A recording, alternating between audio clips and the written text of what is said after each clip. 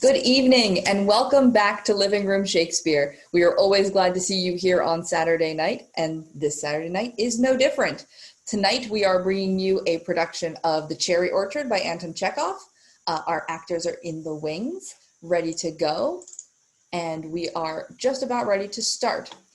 Before we begin, I should mention that many of our actors consider the Center for Performing Arts in Rhinebeck to be our theatrical home in better times. And as such, we encourage you, if you are able to make a donation to the center. They have just wrapped up some live performances this fall on an outdoor stage that they built, and they are moving into drive-in movies for all of October. So if you want to see some good old classic horror films, they are doing them every weekend in October as drive-in movies. So check them out for that, and also give them some money because they have to get through this winter when they won't be able to hold performances either inside or outside. So we encourage you to consider that donation. And subsequent of that, without further ado, I bring you The Cherry Orchard. We begin in Act 1 in a room which is still called the nursery. One door leads to, One door leads to Anya's room. It's dawn and the sun will soon rise. It's already May. The cherry trees are in blossom, but it is cold. And in the garden there is a morning frost. The windows are closed. Actors?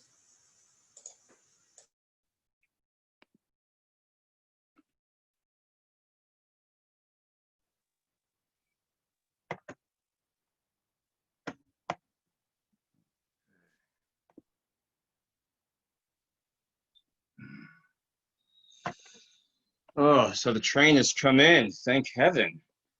What is the time? Nearly 2. How late is Light the already. train?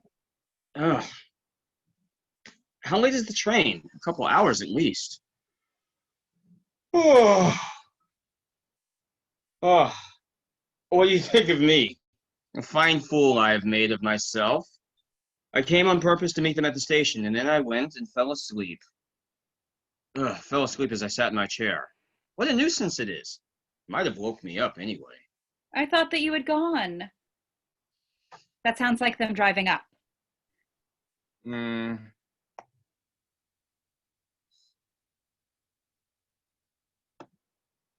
No, they've got to get the luggage out and all that. Madame Renevsky has been 5 years abroad. Wonder what she's become like. What a splendid creature she is. So easy and simple in her ways. I remember when I was a youngster of 15, my old father, he used to keep the shop here in the village then, struck me in the face with his fist and set my nose bleeding. He had come for some reason or other, I forget what, into the courtyard, and he had been drinking. Madame Renevsky, I remember it like yesterday, still a young girl, and oh, so slender.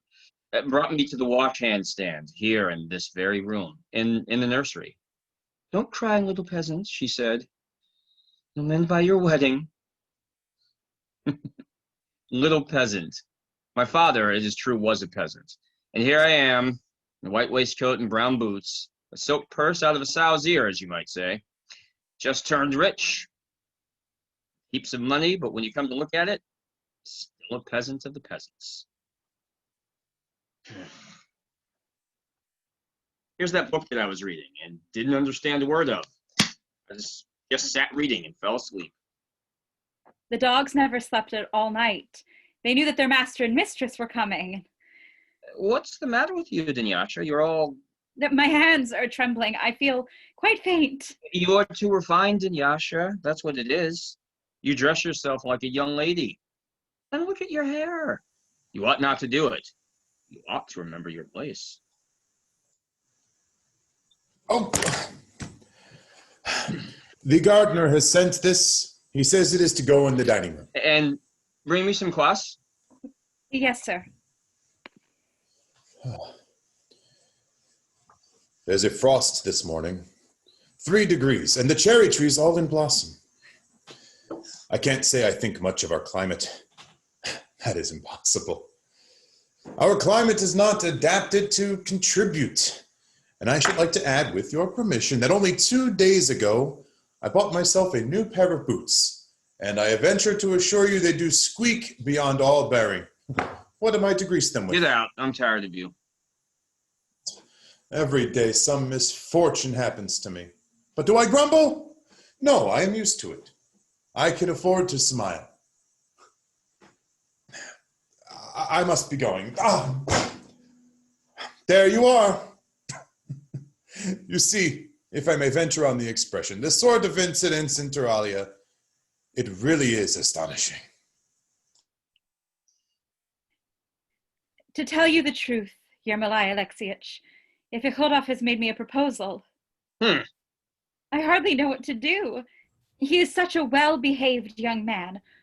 Only so often when he talks, one doesn't know what he means. It is all so nice and full of good feeling, but you can't make out what it means. I fancy I am rather fond of him. He adores me passionately. He is a most unfortunate man. Every day something seems to happen to him. They call him 22 Misfortunes. That's his nickname. There. Surely that is them coming. They're coming. Oh, what is the matter with me? I'm all turning cold. Yes. There they are, and no mistake. Let's go and meet them. Oh, will she know me again, I wonder? It is 5 years since we met. I'm going to faint. I'm going to faint.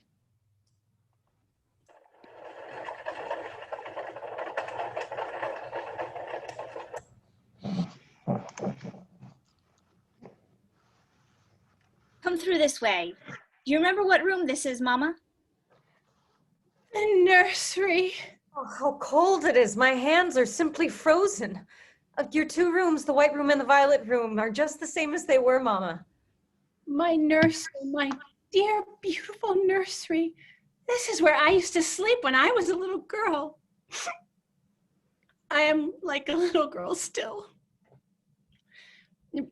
Barbara has not altered a bit. She is just like a nun. And I knew Dunyasha at once. The train was 2 hours late. What do you think of that? There's punctuality for you. My little dog eats nuts. Say so. Well, I never.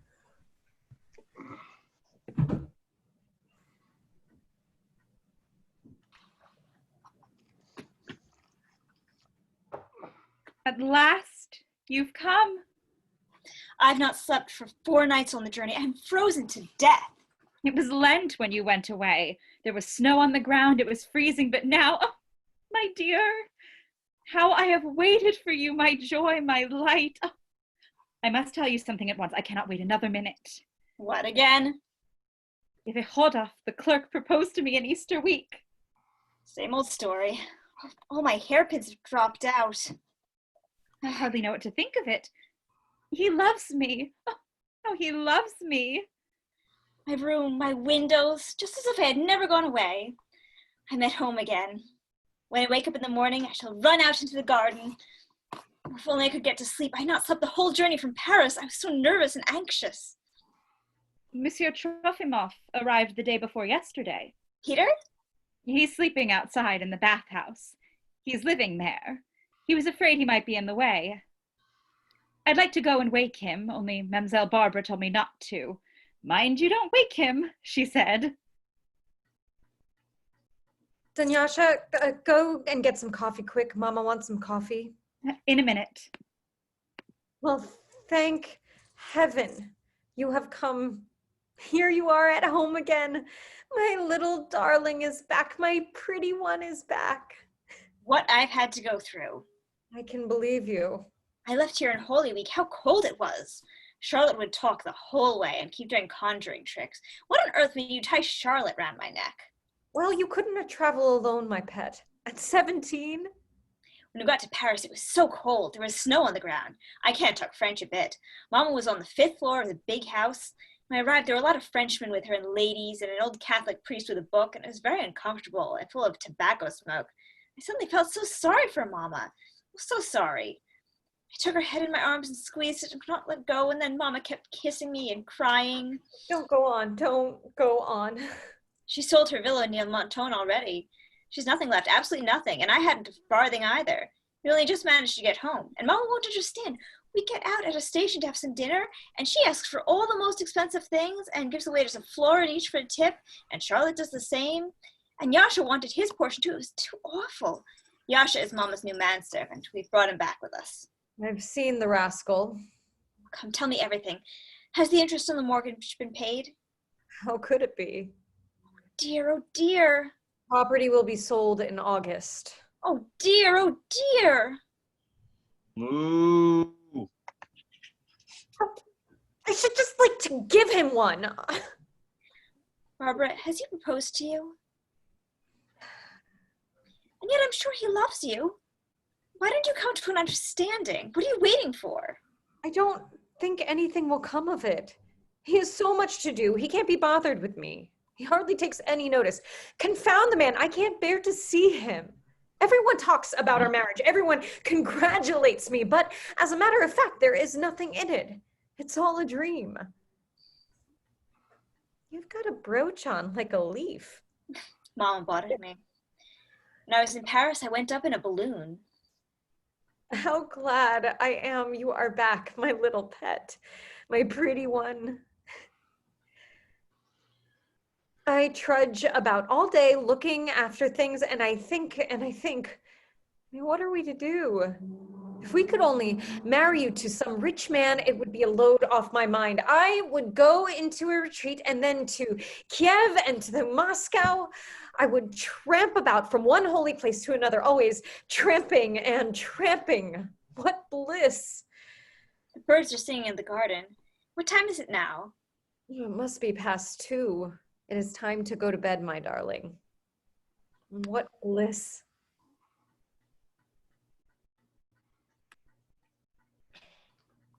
May I pass this way, mademoiselle? One would hardly know you, Yasha. How you've changed abroad. And who may you be? When you left here, I was a little thing like that. My name is Dunyasha, Theodore Kazayedev's daughter. Don't you remember me? Ah, yes, the little cucumber.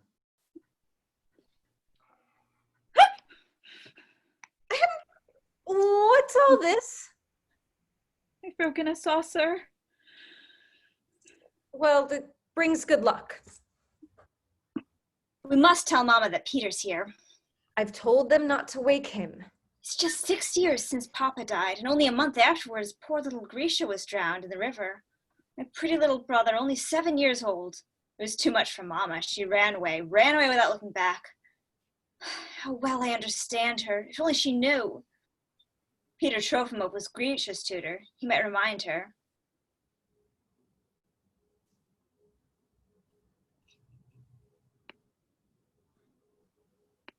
My mistress is going to take coffee here.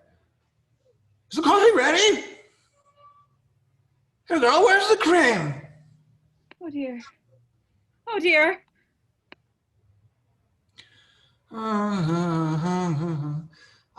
You joblot.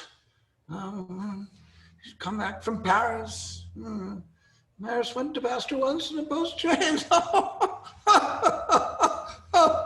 What is it, Fears? I beg your pardon? No, my mistress has come home. At last I've seen her. Oh, now I'm ready to die. What was the expression? Let me see. I'll put red in the corner pocket, double into the middle. I'll chip the red high, the red hand top. Once upon a time, Lyuba, when we were children, we used to sleep here side by side in 2 little cots. Now I'm 51 and I can't bring myself to believe it. Yes, time flies. Who did? Time flies, I say. There's a smell of patchouli. I'm going to bed. Good night, Mama. My beloved little girl, are you glad you're home again? I can't come to my right senses. Good night, Uncle. God bless you, little Anya. How like your mother you are. You were just such another girl at her age, Lyuba. She's very, very tired. Must have been a long journey. Well, gentlemen, it's past 2. Time you were off. You haven't changed a bit, Barbara. I'll just finish my coffee, then we'll all go. Thank you, friend. I'm used to my coffee. I drink it day and night. Thank you, my dear old man. I'll go see if they've got all the luggage. Can it be me that's sitting here? I just want to laugh and wave my arms about and jump.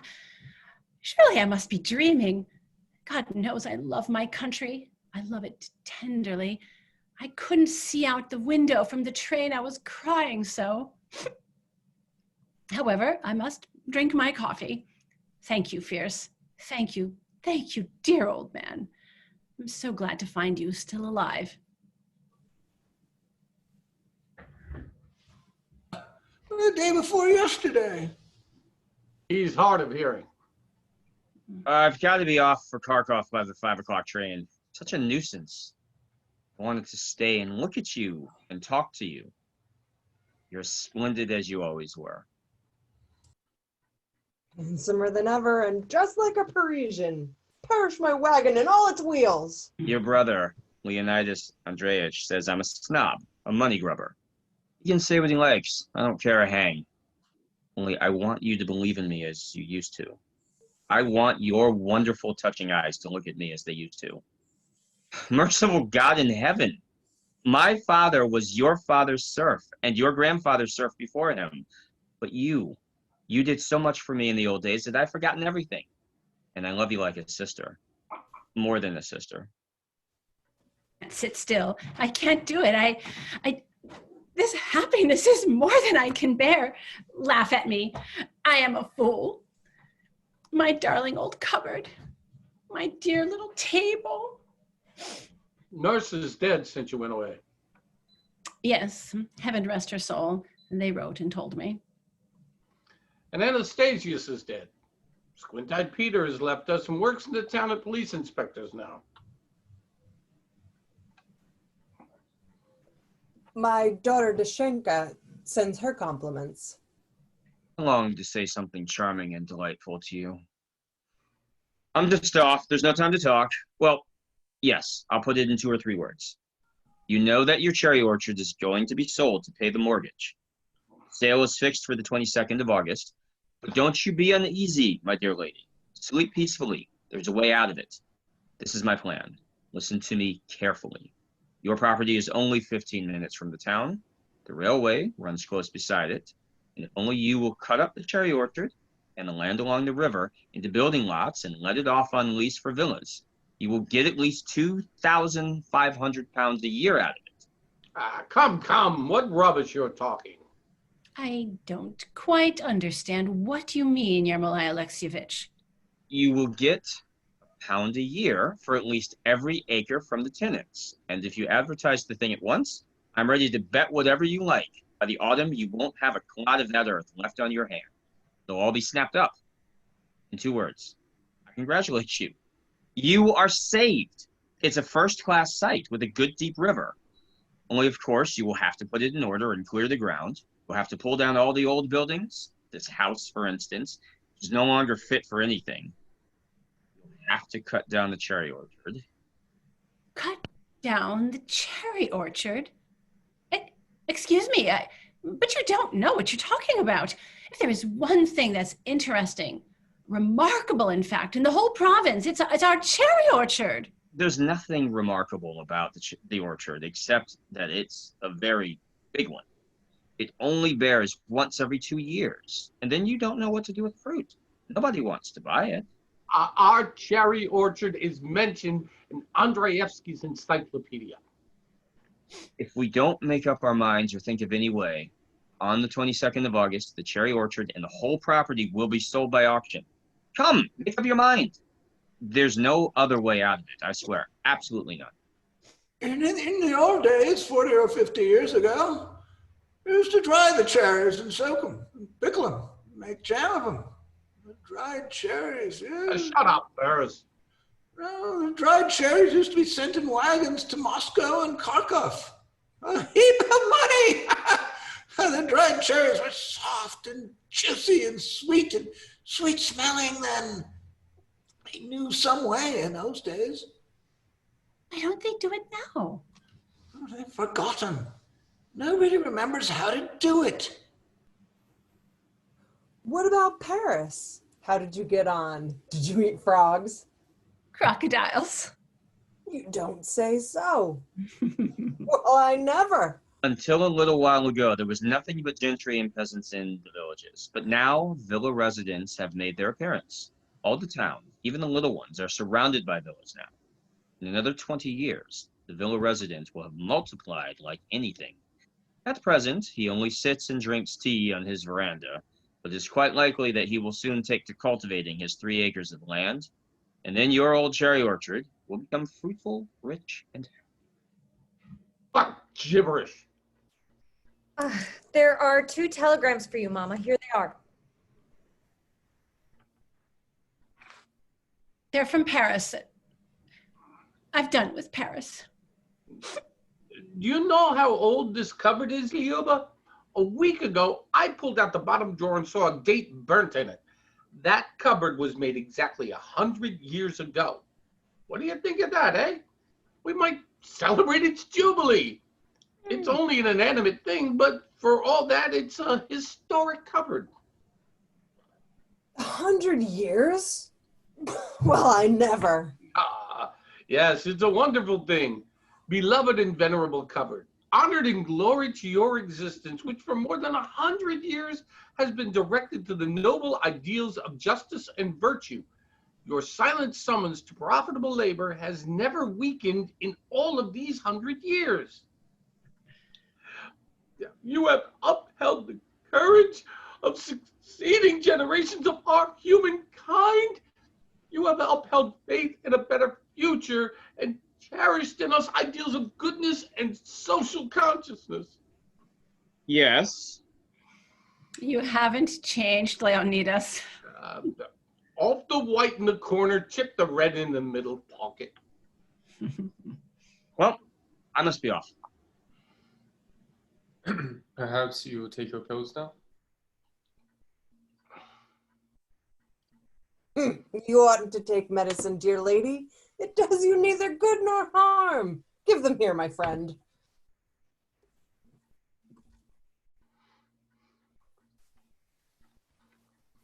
There. Have you cut off your head? I've taken all the pills. Good greedy feller. You missed your week and finished off a gallon of pickled jerkins. What's he talking about? He's been mumbling like that for these 3 years. He's got used to it. Advancing age. Excuse me, Charlotte Ivanovna. I've not paid my respects to you yet. If one allows you to kiss one's hand, you will want to kiss one's elbow next, and then one's shoulder.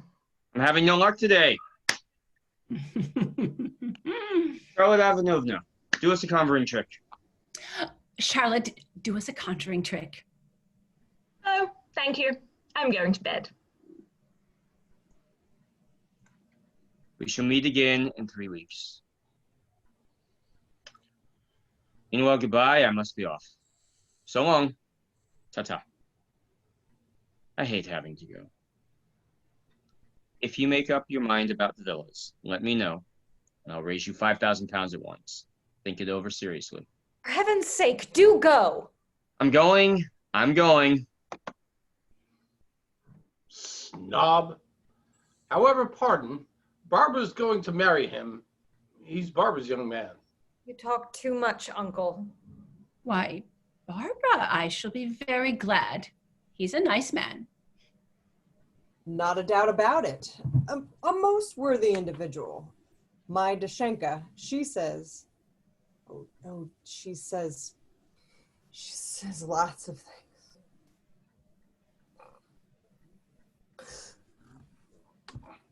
By the way, dear lady, can you lend me 25 pounds? I've got to pay the interest on my mortgage tomorrow.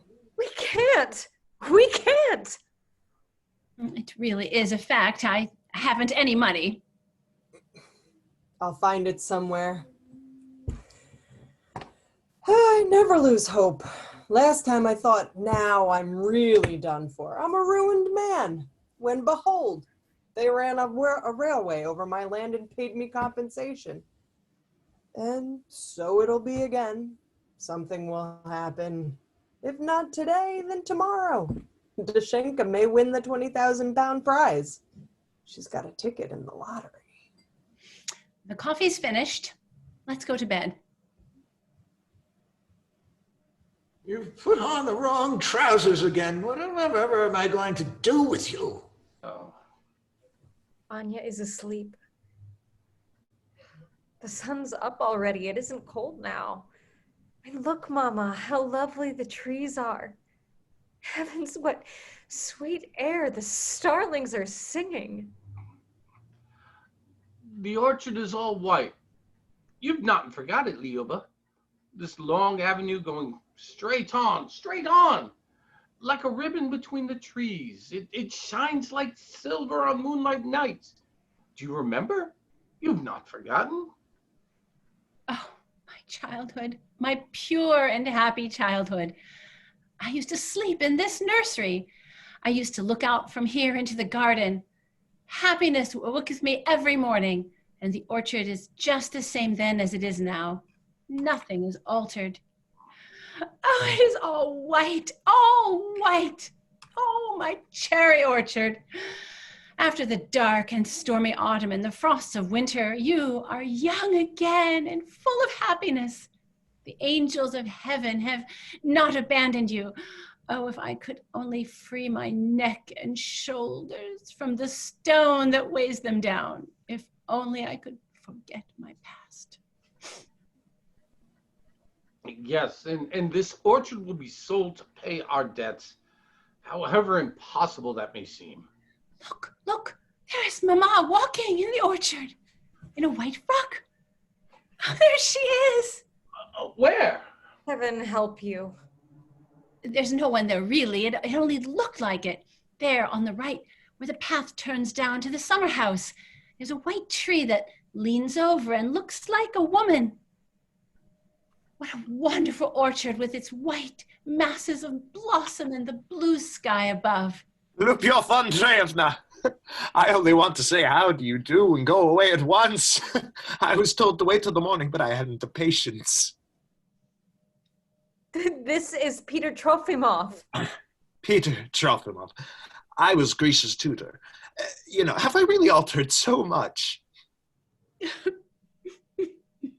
Come. That's enough of you. I told you to wait until tomorrow, Peter. My little Grisha, my little boy. Grisha, my son. It can't be helped, Mama. It was the will of God. There. He was drowned. My little boy was drowned. Why? What was the use of that? My dear, Anya's asleep in there, and I'm speaking so loud and making a noise.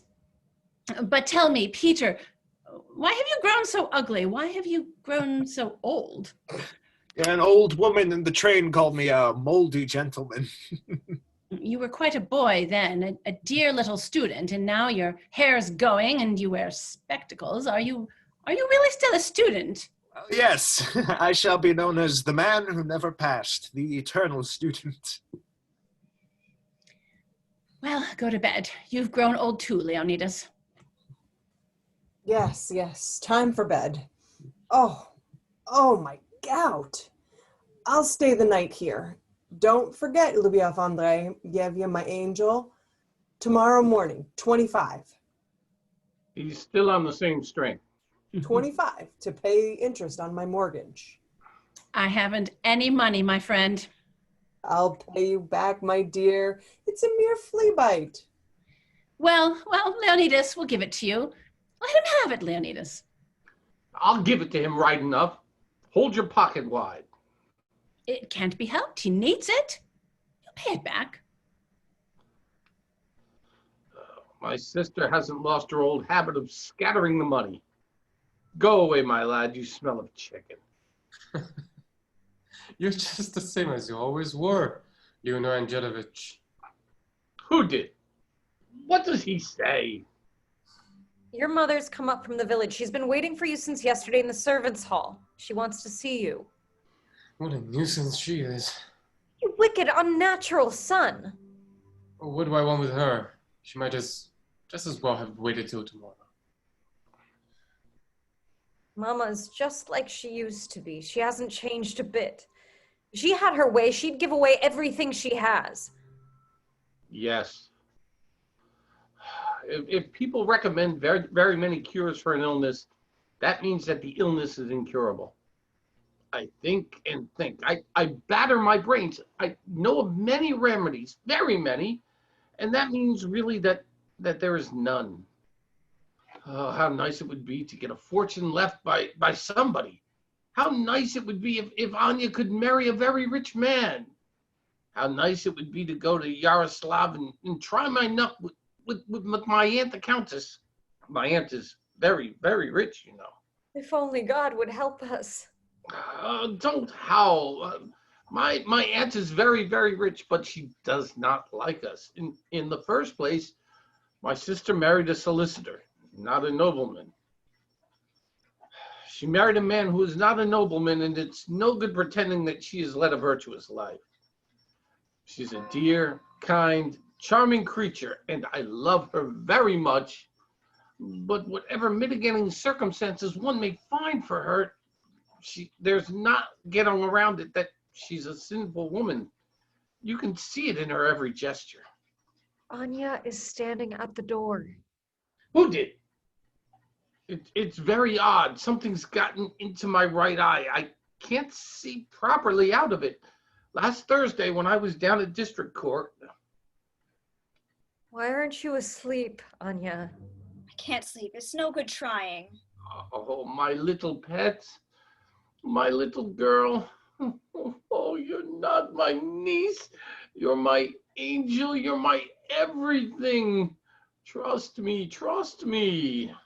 I do trust you, Uncle. Everyone loves you. Everyone respects you. But dear, dear Uncle, you want to hold your tongue. Only to hold your tongue. What were you saying just now about Mama? About your own sister? What's the good of saying that?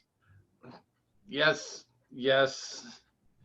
You're quite right. It was awful of me. Lord, save me from myself. And today I made a speech over a cupboard. Oh, what a stupid thing to do. As soon as I had done it, I knew it was stupid. Yes, really, Uncle, you ought to hold your tongue. Say nothing. That's all that's wanted. If only you would hold your tongue, you'd be so much happier. Oh, I will. I'll hold my tongue. But there's one thing I must say. It's business. Last Thursday, when I was down at the district court, a lot of us were there together. We began to talk about this and that, one thing and another, and it seems I could arrange a loan on note of hand to pay the interest into the bank. Oh, if only heaven would help us. I'll go in on Tuesday and talk about it again.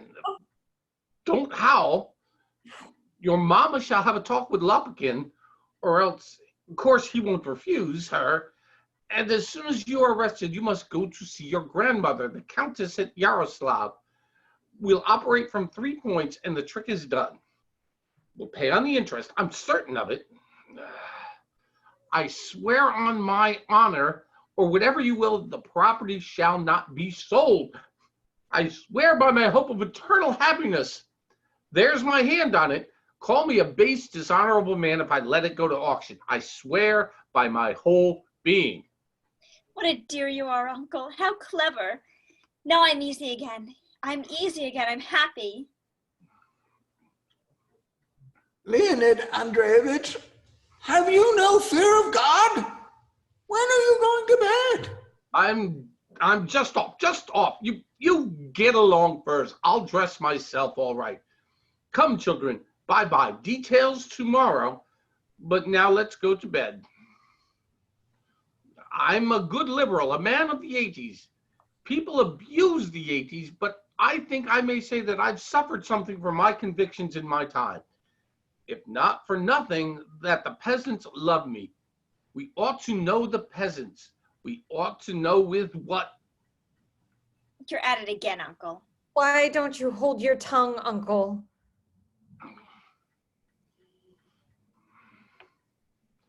I'm coming. Now go to bed. Off 2 cushions in the middle pocket. I start another life.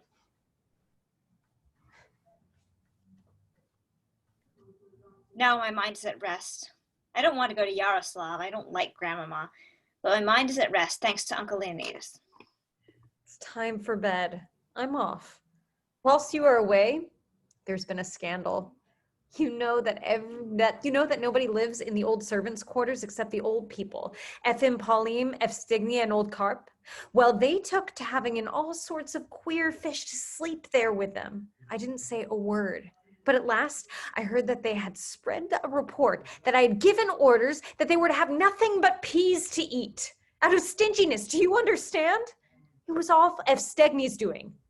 Very well, I said to myself, you wait a bit. So I sent for Evstigny. Oh,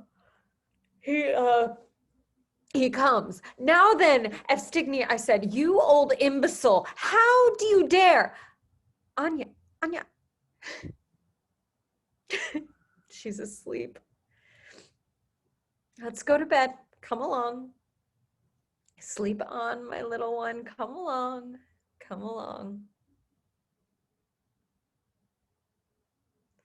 Shh.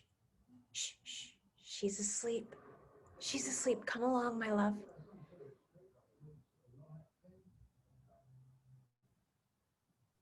Listen to the bells. Uncle, dear Uncle. Mama, Uncle. Come along, my love. Come along.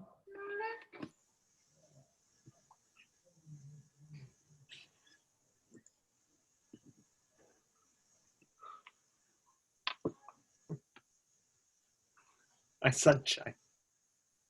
My spring.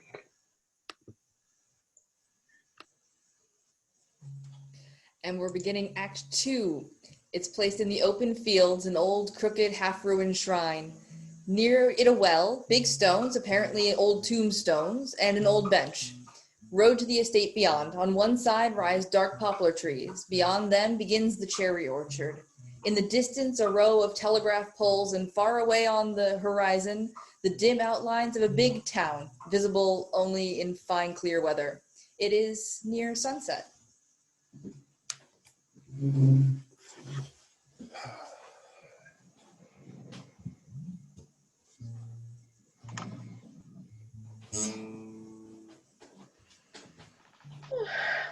I have no proper passport.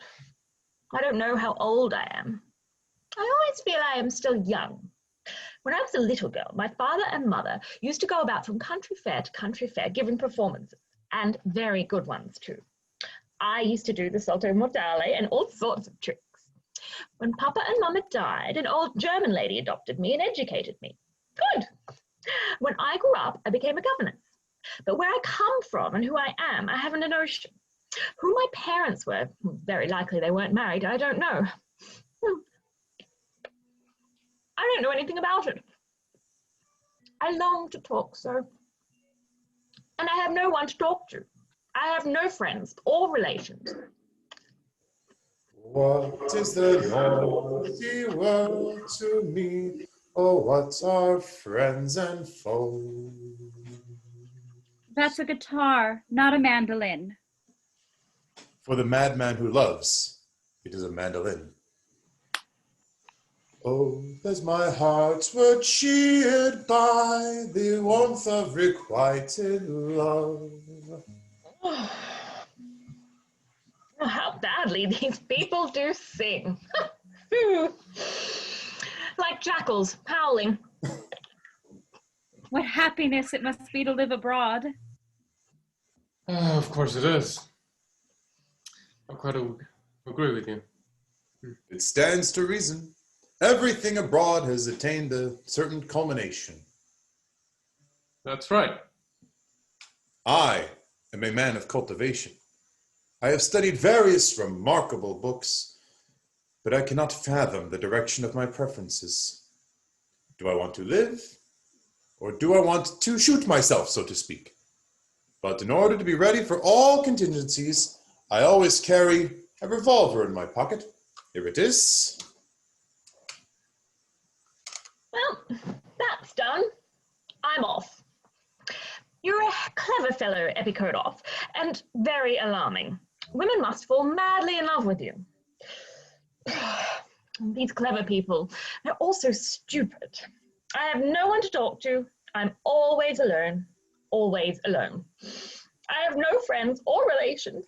And who I am, why I exist, is a mystery.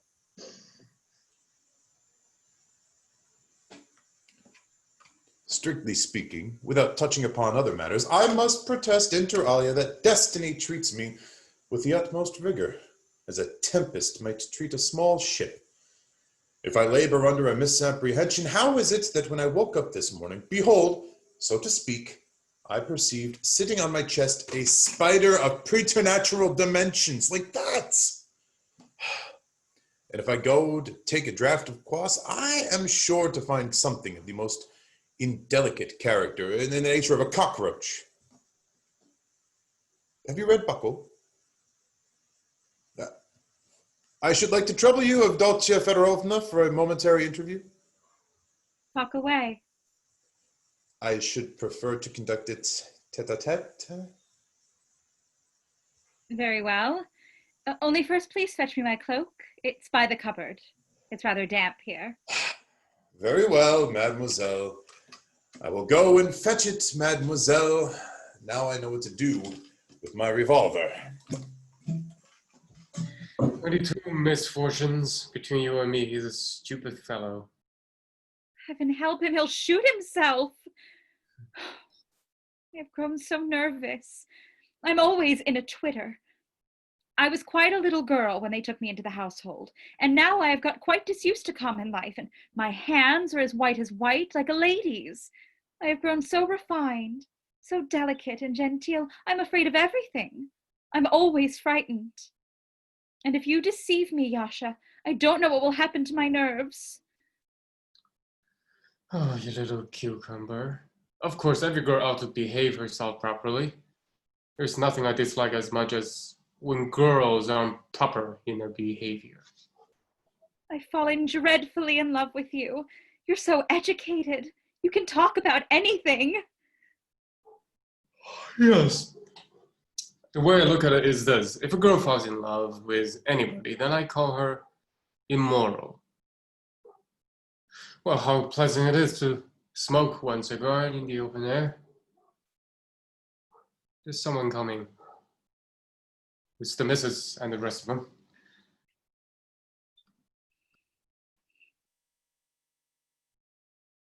Oh, go towards the house as if you're just been for bath.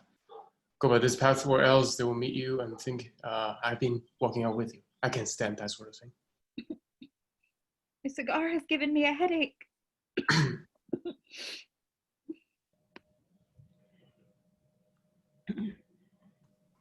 You must make up your minds once and for all. Time waits for no man. The question is perfectly simple. Are you going to let off the land for villas or not? Answer in one word. Yes or no. Only one word. Who's smoking horrible cigars here? Well, how handy it is now that they've built that railway. We've been into town for lunch and back again. Right in the middle, I must just go up to the house and have a game. There's no hurry. Only one word, yes or no. Answer the question. Who did? Oh, I had a lot of money yesterday, but there's hardly any left now. Poor Barbara tries to save money by feeding us all on milk soup. The old people in the kitchen get nothing but peas. And yet I go squandering aimlessly. Oh, there, I've dropped it all. Allow me. I'll pick it up. Yes, please do, Yasha. Whatever made me go into town for lunch? I hate your horrid restaurant with the organ and the tablecloths all smelling of soap. Why do you drink so much, Leonidas? Why do you eat so much? Why do you talk so much? You talked too much at the restaurant again, and most unsuitably about the 70s and the decadence. And to whom? Fancy talking about decadence to the waiters. Quite true. I'm incorrigible, that's plain. Why do you keep dodging about in front of me for?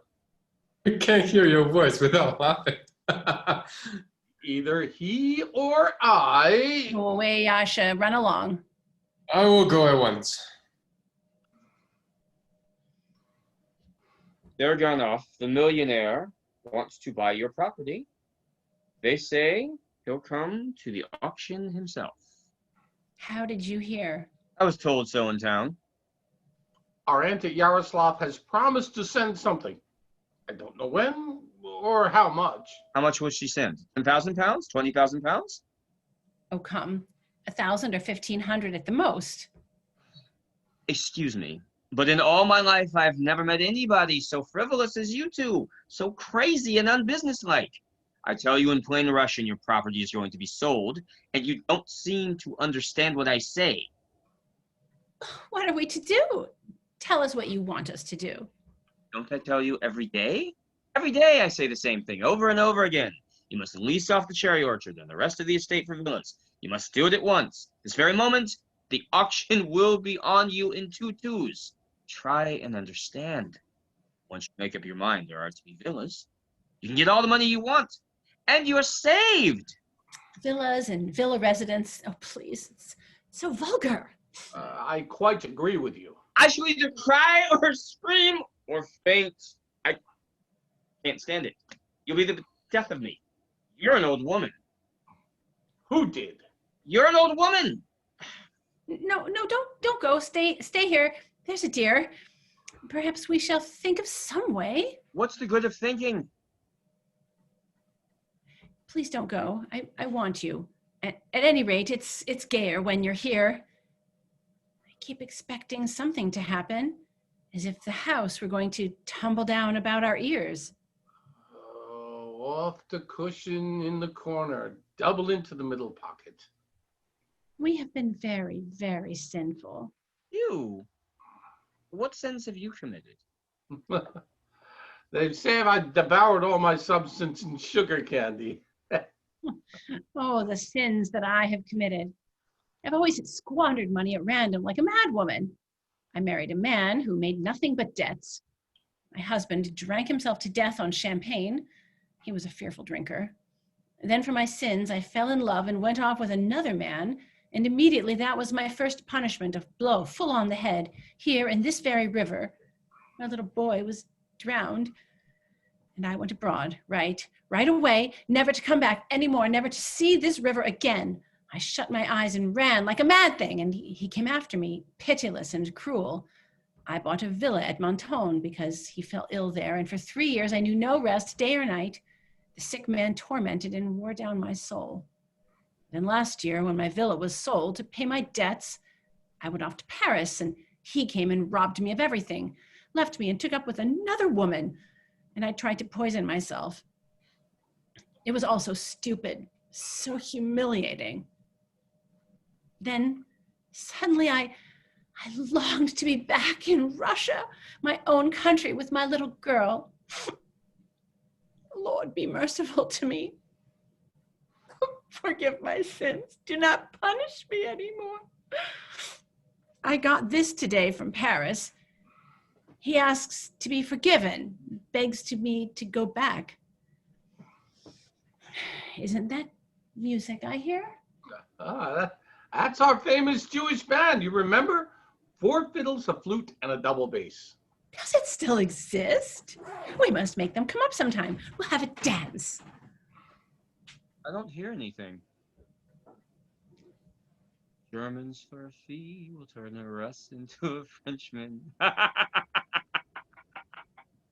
saw a very funny piece at the theater last night. Awfully funny. It probably wasn't a bit funny. You people oughtn't to go and see plays. You ought to try and see yourselves, to see what a dull life you lead and how too much you talk. Quite right. To tell the honest truth, our life's an imbecile affair. My papa was a peasant, an idiot. He understood nothing, taught me nothing. All he did was beat me when he was drunk with a walking stick. Matter of fact, I'm just as big a blockhead and idiot as he was. I never did any lessons. My handwriting's abominable. I write so badly I'm ashamed before people, like a pig. You want to get married. Yes, that's true. Why not marry Barbara? She's a nice girl. Yes. She's a nice, simple creature. Works all day, and what's most important, she loves you. You've been fond of her for a long time. Well, why not? I'm quite willing. She's a very nice girl.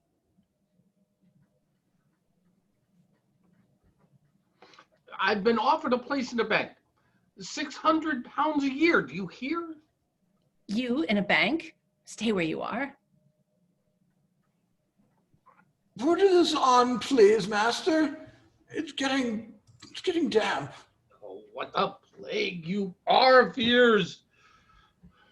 What's the use? You went off and never told me. How old have you got, Fierce? Beg your pardon? He says how old you've got. I've been alive a long time. When they found me a wife, your father wasn't even born yet. And when the liberation came, I was already chief valet. But I wouldn't have any liberation then. I stayed with the master. I remember how happy everybody was, but why they were happy they didn't know themselves. It was fine before then. Anyway, they used to flog him. I should think so. The peasants minded the masters minded the peasants. But now it's all higgledy-piggledy. You can't make head or tail of it. Shut up, Furs. I must go into town again tomorrow. I've been promised an introduction to a general who lend money on a hill. You'll do no good. You won't even pay the entrance. Set your mind at ease about that. He's only talking nonsense. There's no such general at all. Here come the others. Here's Mama. Come along, my little ones. If you only knew how much I love you both. Sit beside me here like that. Eternal students, always among the girls. It is no affair of yours. He's nearly 50 and still a student. Stop your idiotic jokes. What are you losing your temper for, silly? Why can't you leave me alone? I should like to know what your opinion is of me. Well, my opinion of you, Yermolai Alexievich, is this. You are a rich man. You'll soon be a millionaire. Just as a beast of prey, which devours everything that comes in its way, is necessary for the conversion of matter, so you are necessary too. Tell us something about the planets, Peter, instead. No, let's go on with the conversation we were having yesterday. What about? About the proud man. Well, we had a long talk yesterday, but we didn't come to any conclusion. There was something mystical in the proud man, in the sense in which he used the words. You may be right from your point of view, but if we look at it simple-mindedly, what room is there for pride? Is there any more sense in it when man is so poorly constructed from the physiological point of view, when the vast majority of us are so gross and stupid and profoundly unhappy? We must give up admiring ourselves. The only thing to do is to work. We shall die all the same. Who knows? What does it mean to die? Perhaps man has 100 senses. And when he dies, only the 5 senses that we know perish with him, and the other 95 remain alive. How clever you are, Peter. Oh, extraordinary. Mankind marches forward, perfecting its strength. Everything that is unattainable for us now will one day be near and clear. But we must work. We must help with all our force those who seek for truth. At present, only a few men work in Russia. The vast majority of educated people that I know seek after nothing, do nothing, and are as yet incapable of work. They call themselves the intelligentsia. They use thou and thee. And to the servants, they treat the peasants like animals. They learn nothing. They read nothing serious. They do absolutely nothing. Only talk about science. They understand little about art. They're all serious. They've solemn faces. They only discuss important subjects. They philosophize. See, but meanwhile, the vast majority of us, 99%, live like savages. At the least thing, they curse and punch people's heads. They eat like beasts and sleep in dirt and bad air. There are bugs everywhere, evil smells, damp and moral degradation. It's plain that all our clever conversations are only meant to distract our own attention and other people's. See, show me where those crutches are. That they're always talking so much about it, or those reading rooms. They are only things that people write about in novels. See, they don't really exist at all. Nothing exists but dirt, vulgarity, and Asiatic ways. I'm afraid of solemn faces. I dislike them. I'm afraid of solemn conversations. Let us rather hold our tongues. Do you know, I get up at 5 every morning. I work from morning till night. I'm always handling my own money or other people's. And I see the sort of men there are about me. One only has to begin to do anything to see how few honest and decent people there are. Sometimes as I lie awake in bed, I think, oh, you have given us mighty forests, boundless fields, and immeasurable horizons. And we living in their midst ought really to be giants. Oh dear, you want giants? They're all very well in fairy stories, but in real life they are rather alarming.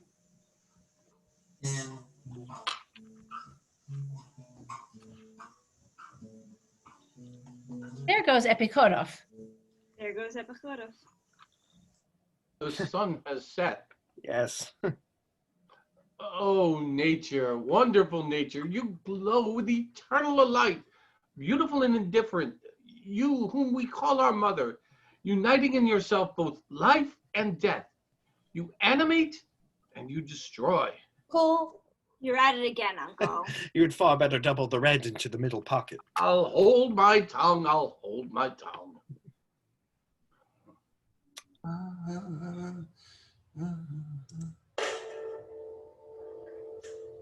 That. No, it's a lifting tub given way somewhere away in the mines. It must be a long way off. Perhaps it's some sort of a bird, a heron or something. Or an owl. Something uncanny about it. The same thing happened before the great misfortune. The owl screeched, and the samovar kept humming. What great misfortune? Liberation! Come, everyone, let's go in. It's getting late. You've tears in your eyes. What is it, little one? Nothing, Mama. I'm all right. There's someone coming. Excuse me, but can I go through this way straight to the station? Certainly. Follow this path. I am uncommonly obliged to you, sir. We're having lovely weather. Brother, my suffering brother, come forth upon the vulgar, you groans. Mademoiselle, please. Spare a sixpence for a hungry fellow countryman. There's a decency for every indecency to observe. Take this. Here you are. I haven't any silver. Never mind. Take this sovereign. I am uncommonly obliged to you, madam. I'm going. Oh, Mama, there's nothing left for the servants to eat at home, and you've gone and given this man a sovereign. To be done with your stupid old mother. I'll give you up everything I have when I get back. Yermolai Alexievich, lend me some more money. Very good. Come along, everyone. It's time to go in. We've settled all about your marriage between us, Barbara. I wish you joy. Mustn't joke about these things, Mama. Amelia, get thee to a nunnery. Go. My hands are all trembling. It's ages since I've had a game of billiards. Amelia, nymphet, in thine orisons, remember me. Come along, it's nearly supper time. How he frightened me. My heart is simply throbbing. Allow me to remind you, the cherry orchard is to be sold on the 22nd of August. Bear that in mind. Bear that in mind.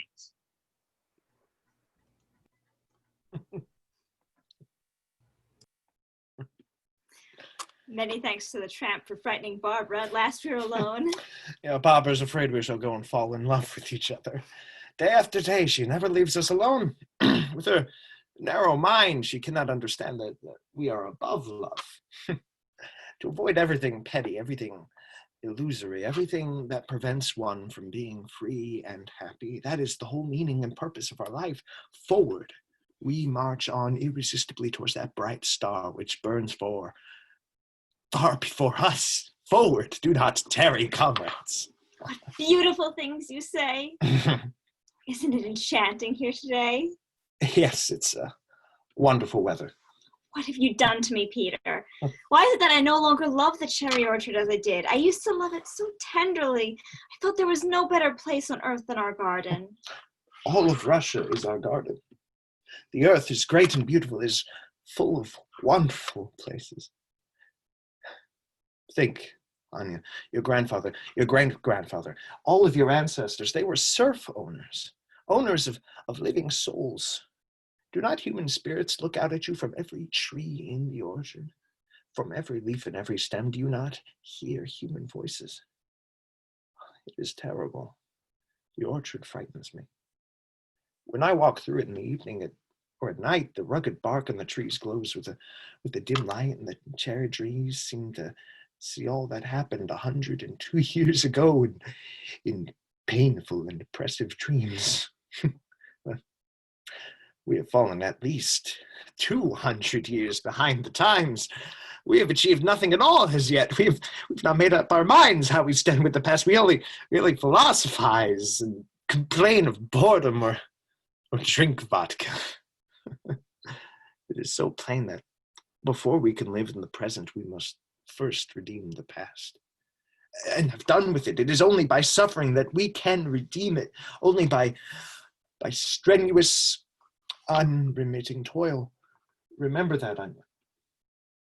This house we live in has long since ceased to be our house, and I shall go away. I give you my word. If you have the household keys, throw them in the well and go away. Be free. Be free as the wind. How beautifully you put it. Believe what I say, Anya. Believe what I say. I am not 30 yet. I'm still young. I'm still a student. But what I have been through, I am as hungry as the winter. I am sick, anxious. I'm poor as a beggar. Fate has tossed me hither and thither, and I've been everywhere. Everywhere. But where I have been, every minute, every day and night, my soul has been full of mysterious anticipations. I feel the approach of happiness, Anya. I feel it coming. The moon is rising. Yes. Anya, where are you? Anya? There it is. There is happiness. It is coming towards us nearer and nearer. I can hear the sounds of its footsteps. And if we do not see it, if we do not know it, what does it matter? Others will see it. Anya, where are you? Ah, there's Barbara again. It really is too bad. Who cares? Let's go down to the river. It's lovely there. Come on. Anya! Anya? Time for Act 3. We are now in a sitting room separated by an arch from a big drawing room behind. A chandelier is lighted and the Jewish band is heard playing on the landing. It's evening, and in the drawing room, they're all dancing the grand rond. Promena un pair.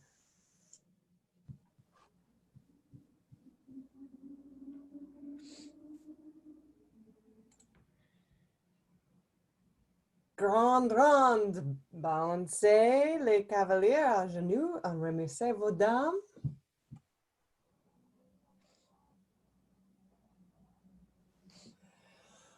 Whew. I am a full-blooded man. I've had 2 strokes already.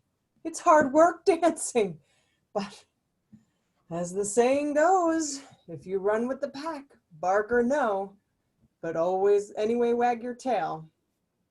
Yeah, I'm as strong as a horse.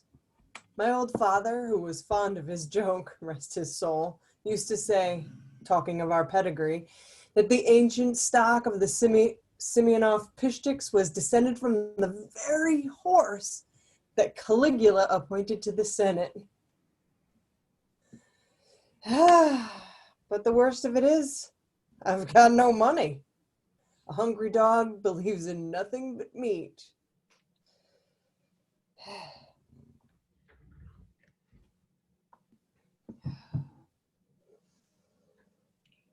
It is quite true.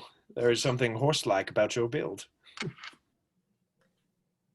Well, the horse is a jolly creature. You can sell a horse. Madame Lepakin. Moldy gentleman. Oh, yes, I am a moldy gentleman, and I'm proud of it. We've hired a band, but where's the money to pay for it? If the energy in which you have spent in the course of your whole life in looking for money to pay for the interest on your loans had been diverted to some other purpose, you would have been enough of it already, I dare say, to turn the whole world upside down. Nietzsche, the philosopher, a very remarkable man, very famous, a man of gigantic intellect, says in his works that it's quite right to forge banknotes. What, have you read Nietzsche? Well, Dashenka told me, but I'm in such a hole, I'd forge them for 2p. I've got to pay £32 the day after tomorrow. I've got £13 already. I've got 13 pounds already. My money's gone. My money's gone. I've lost my money. Where's my money got to? Oh, here it is in the inside lining. Oh, it's throwing me all in a sweat.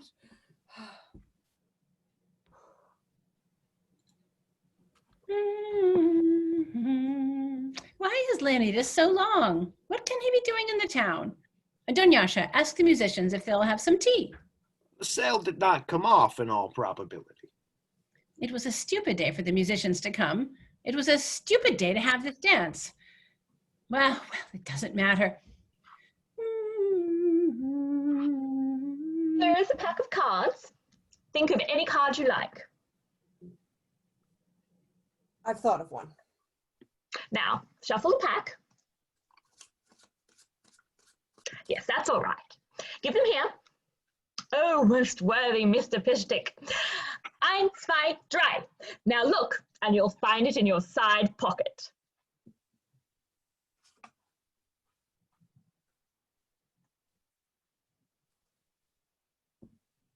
The 8 of spades. You're perfectly right. Well, I never. Now, say quickly, what is the top card? Well, say the Queen of Spades. Right. Now then, what is the top card? Ace of Hearts. Right. What a beautiful day we've been having. Yes, indeed, a charming day, mademoiselle. You are my beautiful idea. I think you are very beautiful, mademoiselle.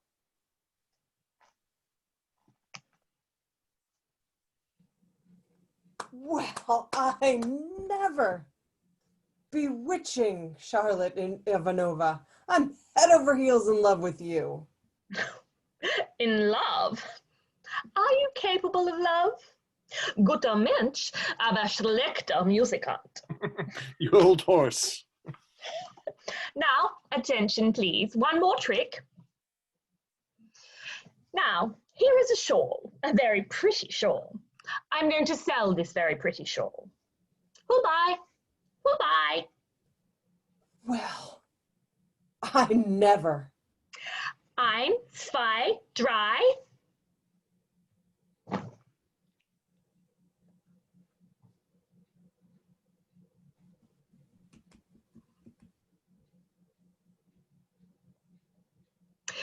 Once more then, ein, zwei, drei. Well, I never. That's all.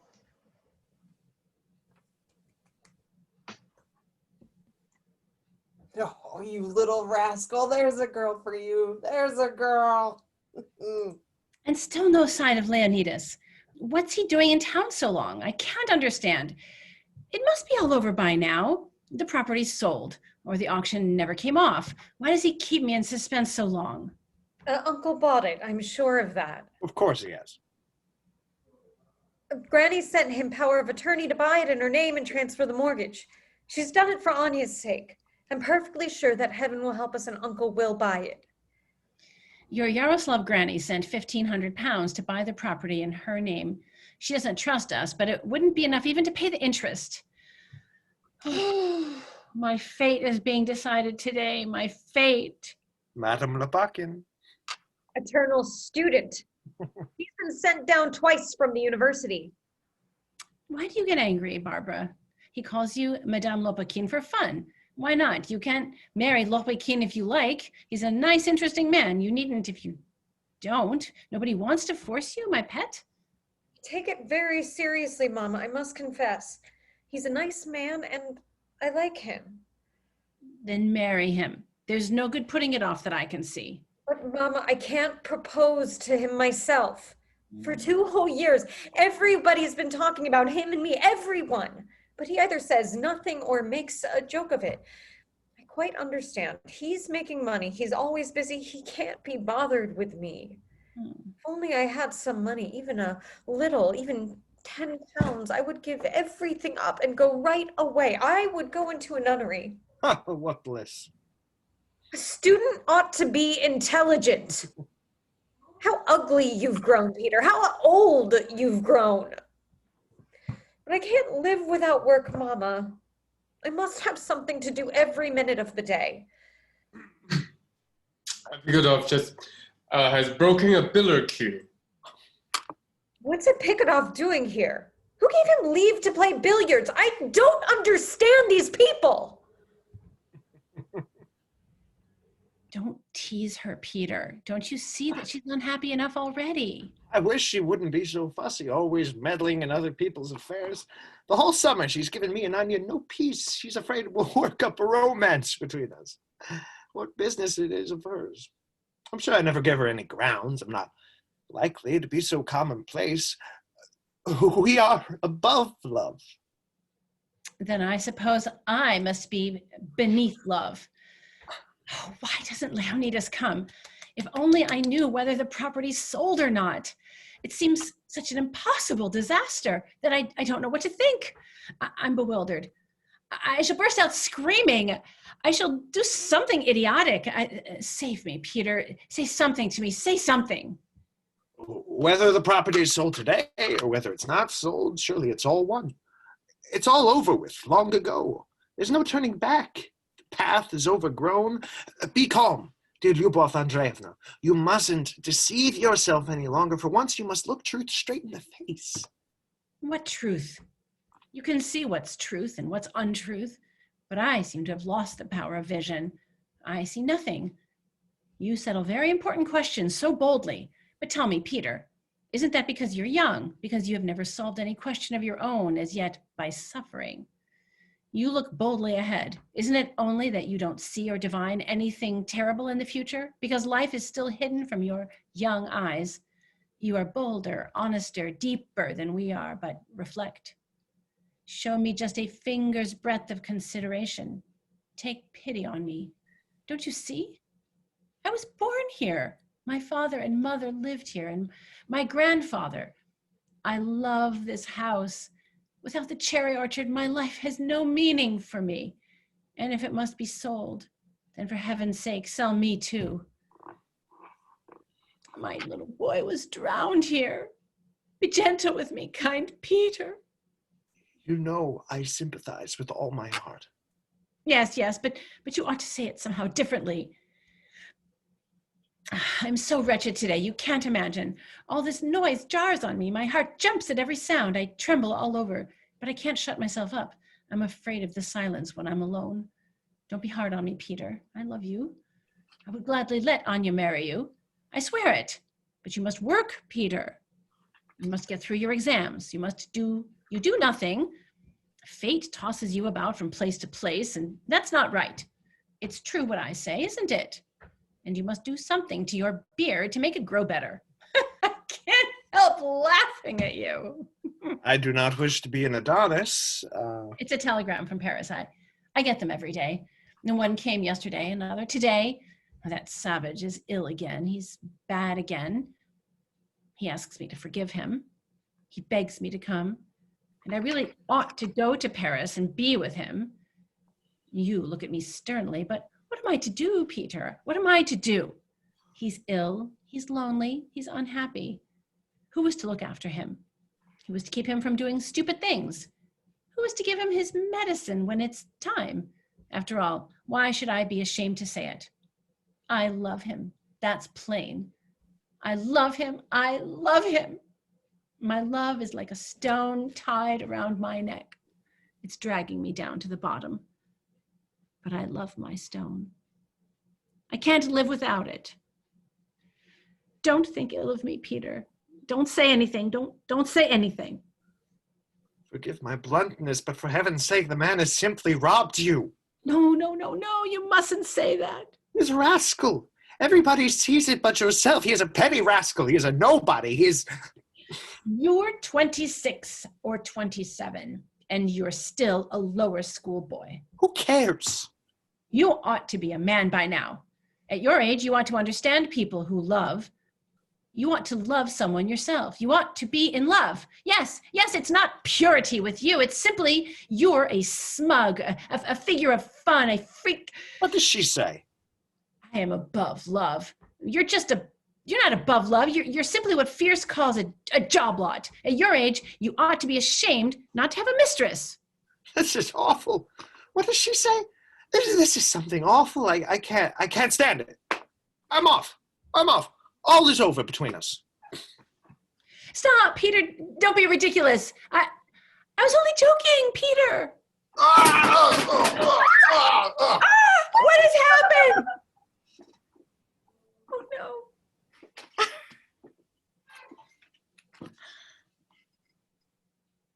Peter's tumbled downstairs. What a ridiculous fellow he is.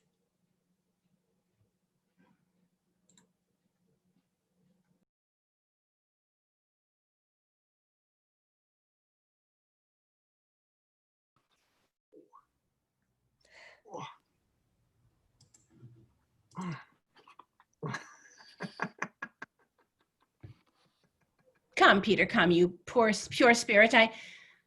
I beg your pardon. Let's have a dance.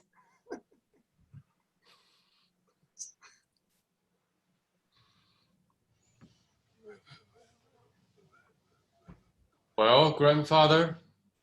I'm not feeling well. In the old days, it was generals and barons and admirals that danced at our dances. But now we send for the postmaster and the station master, and even they make a favor of coming. I'm sort of weak all over. The old master, their grandfather, used to give us all sealing wax. When we had anything the matter. I've taken sealing wax every day for 20 years and more. Perhaps that's why I'm still alive.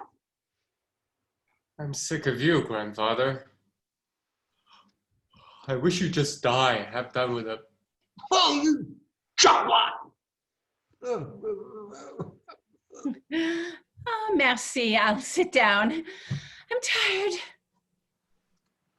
There was someone in the kitchen just now just saying that the cherry orchard was sold today. Sold? Who to? He didn't say who to. He's gone. It was some old fellow chattering stranger. Still, Leonid Andreevich doesn't come. He's wearing his light overcoat demi-saison. He'll catch cold like his knot. Young wood, green wood. This is killing me. Yasha, go and find out who it was sold to. Well, he's gone long ago, the old man. What are you laughing at? What are you glad about? He's a ridiculous fellow. He's pick it off. Nothing in him. 22 misfortunes. Fierce, if the property is sold, where will you go to? Oh, wherever you tell me, there I'll go. Why do you look like that? Are you ill? You ought to be in bed. Oh, yes, I'll go to bed, and who'll hand the things around? Who'll give the orders? I've got the whole house on my hands. Lyubov Andreevna, let me ask you a favor of you. Be so kind, if you go to Paris again, take me with you. I beseech you. It's absolutely impossible for me to stay here. What's the use of talking? You can see for yourself, this is a barbarous country. The people have no morals, and the boredom. The food in the kitchen is something shocking. And on top of it, old Fierce is going about mumbling irrelevant nonsense. Take me back with you. Be so kind. May I have the pleasure? A bit of a waltz, charming lady? All the same, enchanting lady, you must let me have 18 pounds. Let me have 18 pounds. Oh, wilt thou understand the turmoil of my soul? Mademoiselle Anya tells me I'm to dance. There are so many gentlemen and so few ladies. But dancing makes me giddy and makes my heart beat, Firs Nikolaevich. And just now, the gentleman from the post office said something so nice to me. Oh, so nice. It quite took my breath away. What did he say to you? He said, "You are like a flower." Cad! Like a flower. I'm so ladylike and refined, I dote on compliments. Oh, you'll come to a bad end. You are not pleased to see me, Adotya Fedorovna. No more than if I were some sort of insect. Life. What do you want? Undoubtedly, perhaps you are right.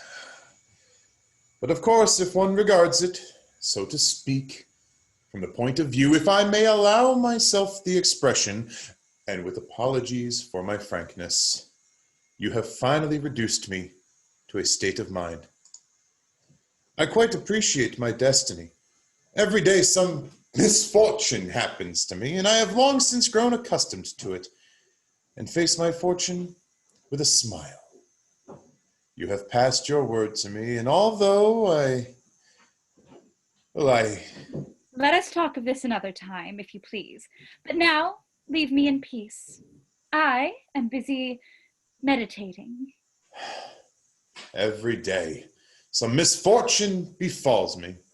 And yet, if I may venture to say so, I meet them with smiles and even laughter. Haven't you gone yet, Simeon? You seem to pay no attention to what you're told. You get out of here, Dunyasha. First, you play billiards and break a cue, and then you march around about the drawing room as if you were a guest. Allow me to inform you that it's not your place to call me to account. I'm not calling you to account. I'm merely talking to you. All you can do is walk about from one place to another without ever doing a stroke of work. And why on earth we keep a clerk at all is heaven only knows. Whether I work or whether I walk, or whether I eat or whether I play billiards is a question to be decided only by my elders and people who understand. How dare you talk to me like that? How dare you? I don't understand things, don't I? You clear out of here this minute. Do you hear me? This minute. I must beg you to express yourself in genteeler language. You clear out this instant second. Out you go. 22 misfortunes. Make yourself scarce. Get out of my sight. I shall lodge a complaint against you. What, you're coming back, are you? Come on. Come on, I will teach you. Are you coming? Are you coming? Then take that. Many thanks, much obliged. Sorry. Don't mention it. I'm very grateful for your warm reception. It's not worth thanking me for. I didn't hurt you. No, oh no. Nothing to matter. I shall have a bump like a goose's egg, that's all. Lopakin has arrived. Let my eyes see him. Let my ears hear him. You smell of brandy, old man. We're having a high time too. Is it you, Yermolai Alexievich? Why have you been so long? Where is Leonidas? Leonid Andreevich came back with me. He's just coming. What happened? Did the sale come off? Tell me. Tell me. The sale was all over by 4 o'clock. We missed the train and had to wait till 8:30. I'm rather giddy.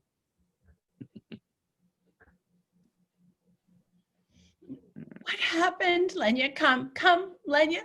Be quick, for heaven's sake.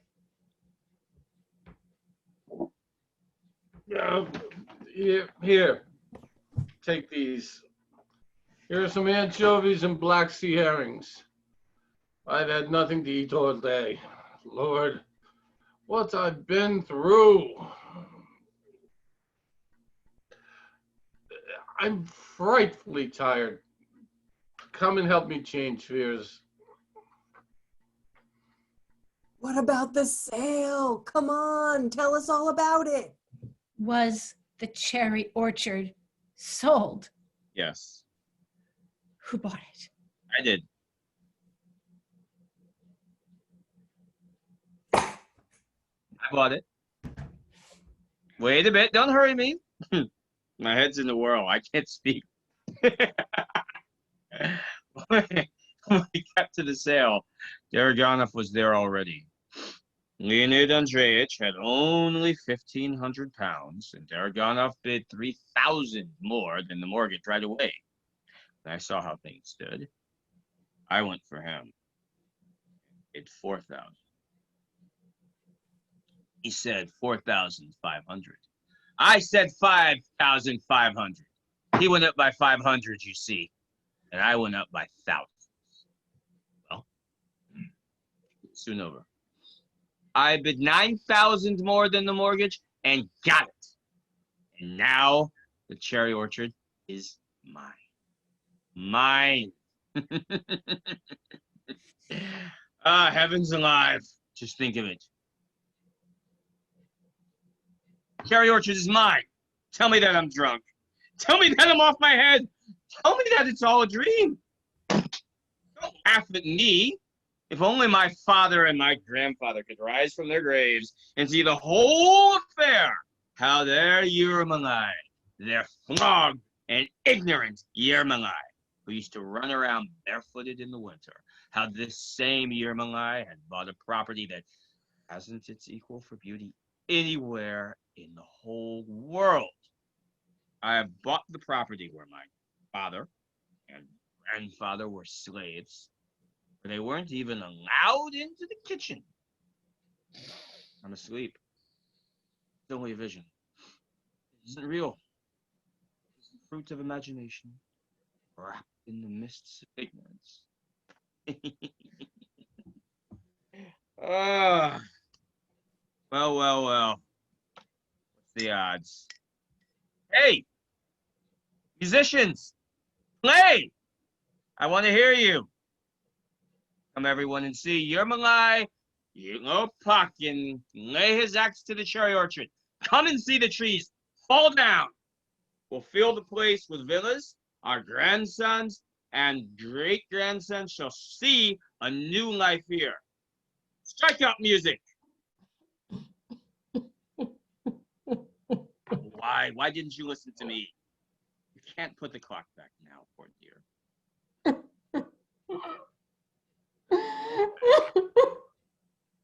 That their unhappy topsy-turvy life were changed. She's crying. Let's go into the drawing room and leave her alone. Come on. So, play your best, musicians. Let everything be as I want. Here comes the new squire, the owner of the cherry orchard. Never mind. I can pay for everything.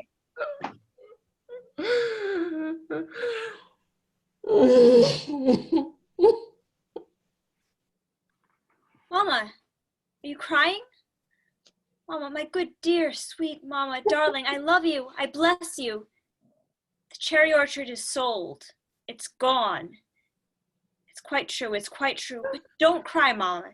You still got life before you. You still got your pure and lovely soul. Come with me, darling. Come away from here. We'll plant a new garden still lovelier than this. You'll see it and understand. And happiness, deep, tranquil happiness will sink down in your soul like the sun at eventide. And you'll smile, Mama. Come, darling. Come with me. And to Act 4. We are back in the same scene as Act 1. There are no window curtains and no pictures. The little furniture left is stacked in a corner, as if for sale. A feeling of emptiness. By the door to the hall and at the back of the scene are piled portmanteaux, bundles, etc.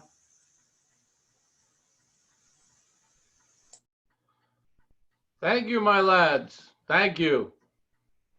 The common people have come to say goodbye. I'll tell you what I think.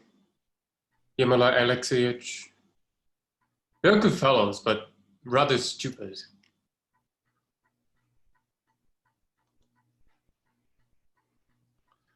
You gave them your purse, Lyuba. That was wrong, very wrong. Couldn't help it. I couldn't help it. Oh, please come here. Won't you come here? Just a glass to say goodbye. I forgot to bring any from the town and could only raise one bottle at the station. Come along. What? Won't you have any? If I'd known, I wouldn't have bought it. I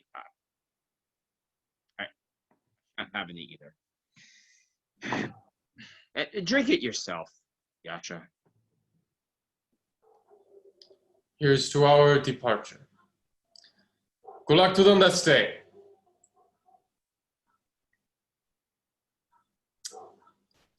This isn't real champagne. You take my word for it. 16 shillings a bottle. Oof. Devilish cold. But the fires weren't lighted today. We're all going away. What are you laughing for? Just pleasure. Here we are in October, but it's calm and sunny as summer. Good building weather. Don't forget that there's only 47 minutes before the train goes. You must start for the station in 20 minutes. Make haste. I think it's time we were off. The carriage is around. And what the deuce has become of my galoshes? I've lost them. Anya! My galoshes have disappeared. I can't find them anywhere. I've got to go to Kharkov. I'll start in the same train with you. I'm going to spend the winter at Kharkov. I've been loafing about all this time with you people, eating my head off for want of work. I can't live without work. I don't know what to do with my hands. They dangle about as if they didn't belong to me. Well, we're going now, and you'll be able to get back to your beneficent labors. Have a glass. No, I won't. Well, so you're off to Moscow? Yes, I'll see them into town and go on to Moscow tomorrow. Well. Suppose the professors haven't started their lectures yet. They're waiting till you arrive. It is no affair of yours. How many years have you been up at the university? Try and think of some new joke. This one's getting a bit stale.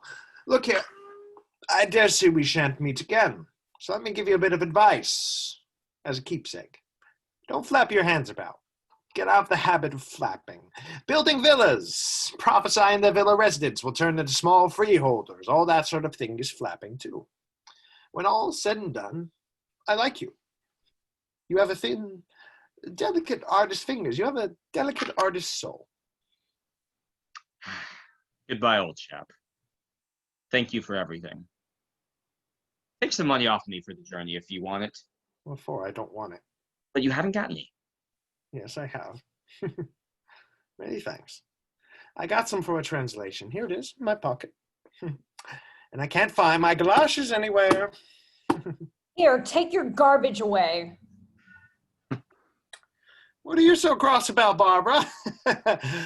Those aren't my galoshes. In the spring, I sowed 3,000 acres of poppy, and I have cleared 4,000 pounds net profit. When my poppies were in flower, oh, what a picture they made. So you see, I cleared 4,000 pounds, and I wanted to lend you a bit because I've got it to spare. What's the good of being stuck up? I'm a peasant, as man to man. Your father was a peasant. Mine was a chemist. It doesn't prove anything. Shut up, shut up! If you offered me 20,000 pounds, I would not take it. I'm a free man. Nothing that you value so highly, all of you, rich and poor, has the smallest power over me. It's like thistledom floating in the wind. I can do without you. I can go past you. I am strong and proud. Mankind marches forward. And to the highest truth, to the highest happiness possible on earth, I march in the foremost ranks. Will you get there? Yes. I will get there myself, or I will show others the way. Well, goodbye, old chap. It is time to start. Here we stand, swaggering to each other, and life goes by all the time without heeding us. When I work for hours without getting tired, I get easy in my mind, and I seem to know why I exist. God alone knows what most of the people in Russia were born for. Well, who cares? It doesn't affect the circulation of work. Say Leonid Andreevich has got a place. He's going to be in the bank and get 600 pounds a year. He won't sit it out. Mama says, will you stop them cutting down the orchard till she is gone? Really, haven't you got tact for that? Of course, I'll stop them at once. What fools they are. Has Fierce been sent to the hospital?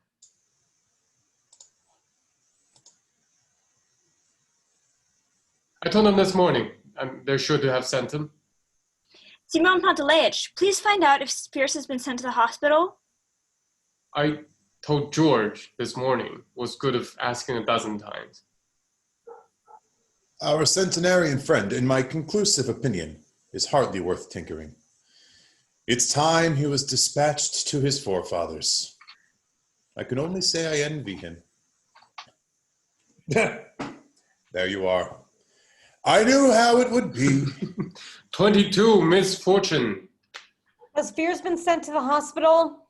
Yes. Why didn't they take the note to the doctor? We must send it after them. Where's Yasha? Tell him his mother is here. She wants to say goodbye to him. It's enough to try the patience of a saint. You might just look at me once, Yasha. You're going away. You're leaving. Oh, what's good of crying? In 6 days, I shall be back in Paris. Tomorrow, we take the express. Off we go. And that's the last of us. I can hardly believe it's true. Vive la France! Huh? This place don't suit me. I can't bear it. It can't be helped. I have had enough barbarism. I'm fed up. What's the good of crying? Huh? You're a good girl. And you be a good girl. You have no call to cry. Write me a letter from Paris. I've been so fond of you, Yasha, ever so fond. I'm a delicate creature, Yasha. Oh, here's someone coming.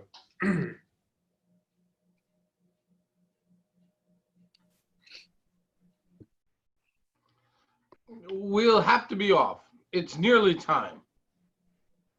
Who's it smells of red herring? We must take our seats in 10 minutes. Goodbye, dear old house. Goodbye, Grandpapa. When winter is past and spring comes again, you will be here no more. They will have pulled you down. Oh, think of all these walls have seen. My treasure, you look radiant. Your eyes flash like two diamonds. Are you happy? Very happy? Very, very happy. We're beginning a new life, Mama. She's quite right. Everything's all right now. Till the cherry tree orchard sold, we were all agitated and miserable. But once the thing was settled finally and irrevocably, we all calmed down and got to be jolly again. I'm a bank clerk now. I'm a financier. Right in the middle. And you, Yuba, whatever you may say, you're looking ever so much better. Not a doubt about it. Yes, my nerves are better. It's quite true.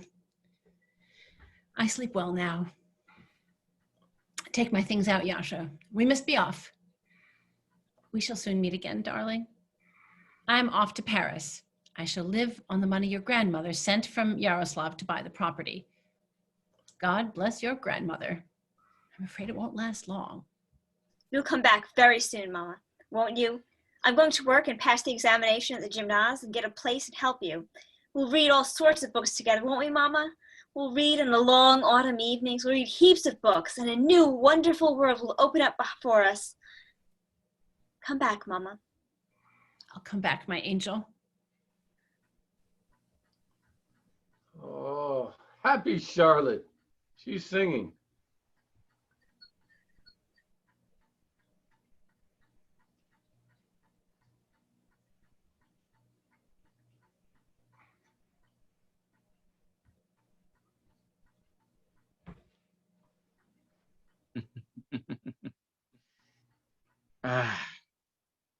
We will find you a place, Charlotte Ivanovna. Don't be afraid. Everybody's deserving us. Barbara's going. Nobody seems to want us.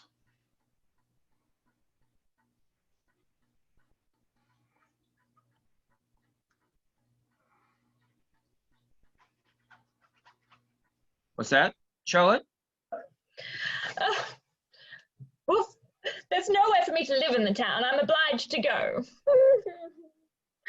What's the odds? Nature's masterpiece. Ay, let me get my breath again. I'm done up. My noble friends, give me some water. Want some money, I suppose. No, thank you. I'll keep out of harm's way. It's ages since I've been here, fairest lady. You here? Glad to see you, you man of gigantic intellect. Take this. It's for you. 40 pounds. I still owe you 84. Like a thing in the dream? Where'd you get it from? Wait a bit. I'm hot. A most remarkable thing. Some Englishman came and found some sort of white clay on my land. And here's 40 pounds for you, lovely, wonderful lady. The rest another time.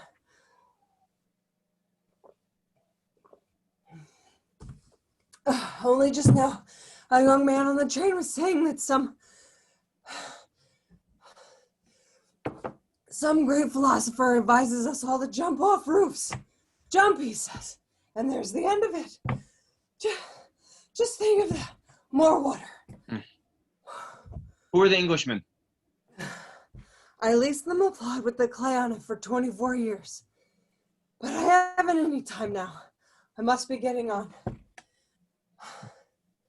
I must go to St. Clovis.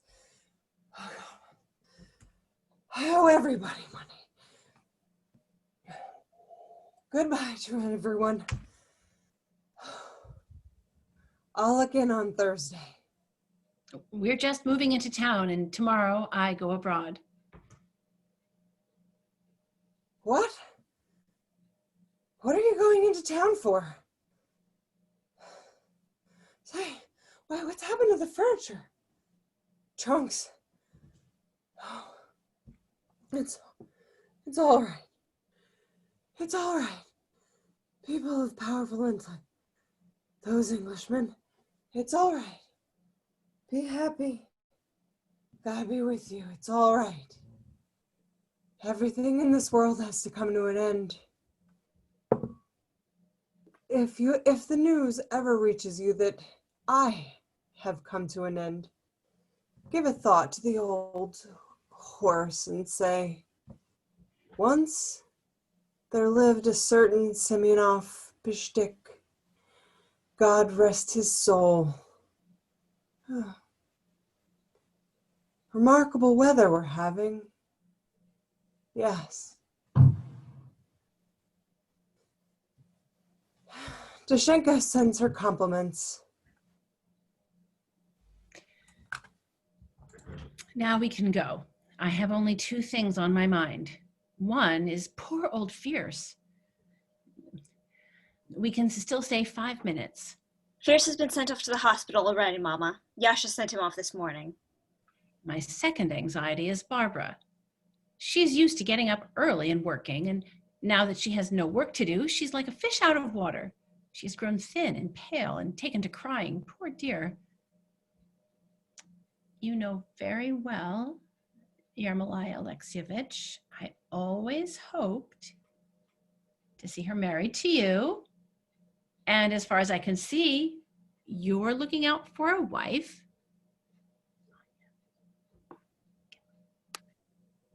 She loves you. You like her. And I can't make out why you seem to fight shy of each other. I don't understand it. I don't understand it either, to tell you the truth. It all seems so odd. If there's still time, I'll do it this moment. Let's get it over and have done with it.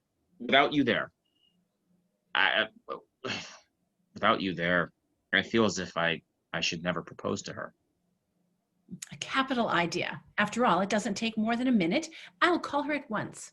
And here's the champagne already. Empty. Someone's drunk it. That's what they call lapping it up. And no mistake, Yasha. Capital. We'll all go away. Ale, Yasha, I'll call her. Barbara, leave all that and come here. Come along. Yes.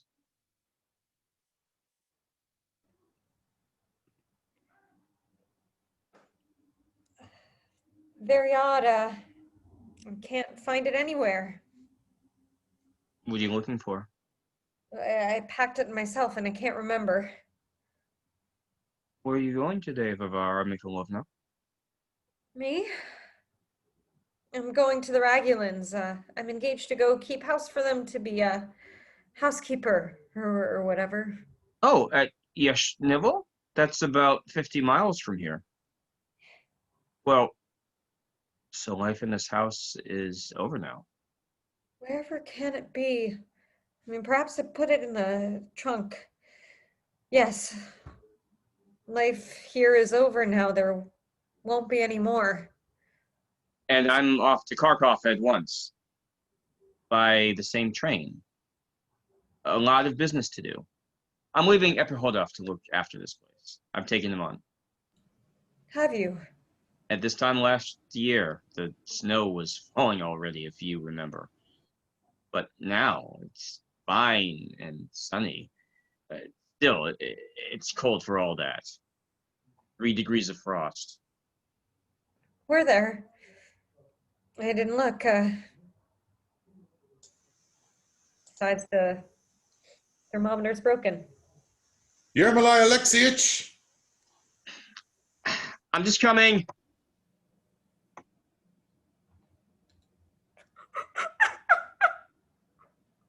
Well, we must be off. Yes, it's time, Mama. I shall go to the Ragulins all right today, so long as I don't miss the train. Put on your things, Anya. Now we can start on our journey. Now we can start on our journey.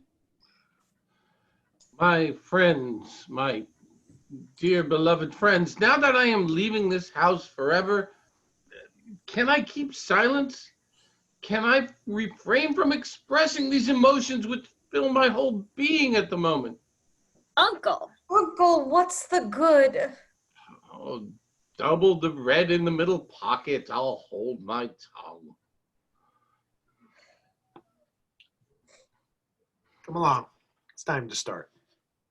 If you hold off my coat. I must sit here another minute. It's just as if I had never noticed before what the walls and ceilings of the house were like. I look at them hungrily, with such tender love. I remember when I was 6 years old, how in this window on Trinity Sunday and watched Father starting out for church.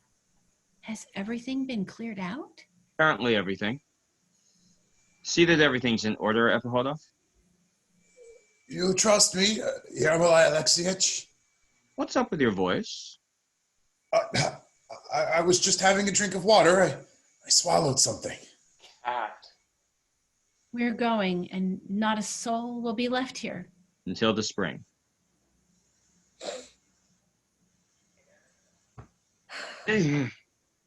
Don't be so silly. I never thought of such a thing. Come, we better go and get in. It's time to start. The train will be in immediately. There are your galoshes, Peter. Buy that portmanteau. What dirty old things they are. Come along. The train, the station, double the red in the middle, doublet to pot the white in the corner. Come on. Is everyone here? No one left in there? There are things stacked in there. I must lock them up. Come on. Goodbye, house. Goodbye, old life. Welcome, new life.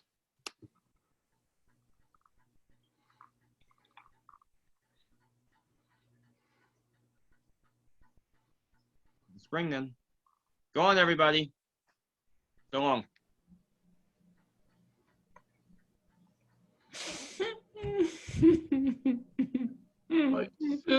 My sister. Oh, my dear, sweet, lovely orchard. My life, my youth, my happiness. Farewell. Farewell. Mama! Oh! One last look at the walls and the windows. Our dear mother used to love to walk up and down this room.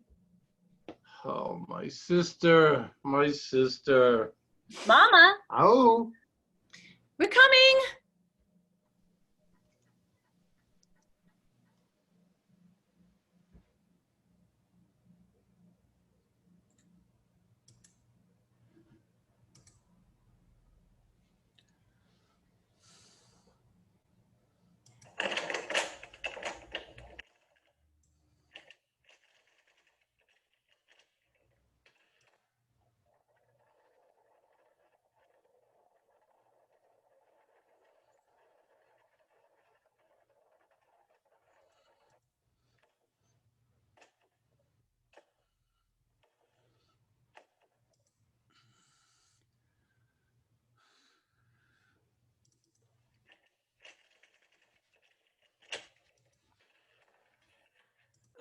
Locked. Locked. They've gone. They've forgotten me. Never mind. I'll sit here. Leonid Andreevich should have put his cloth coat on instead of his fur. Didn't mean to see. Young wood. Greenwood.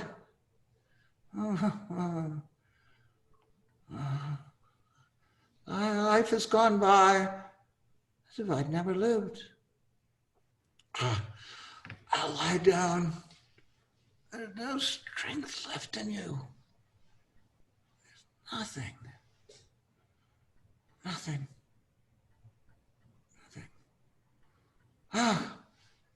You child lot.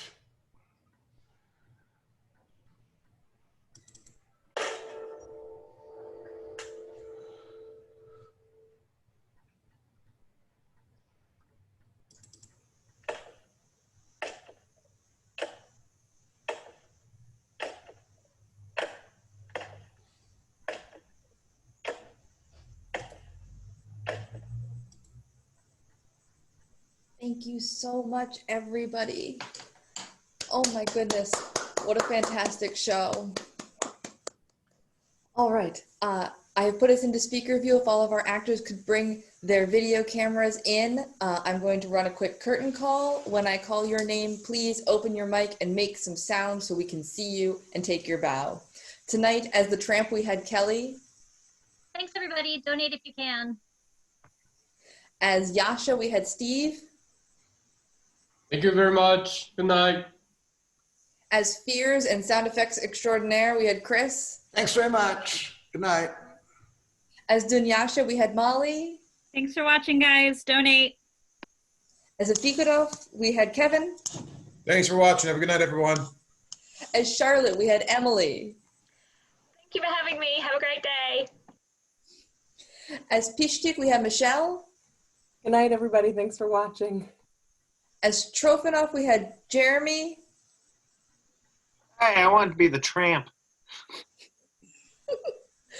As Lovakin, we had Carl. Thank you, everyone. Thank you. As Leonidas, we had Howie. Thanks, everybody, for watching. Donate if you can. As Barbara, we had Julia.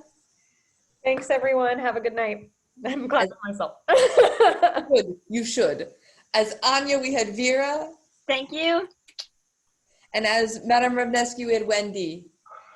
Thank you. Please give to the center if you can.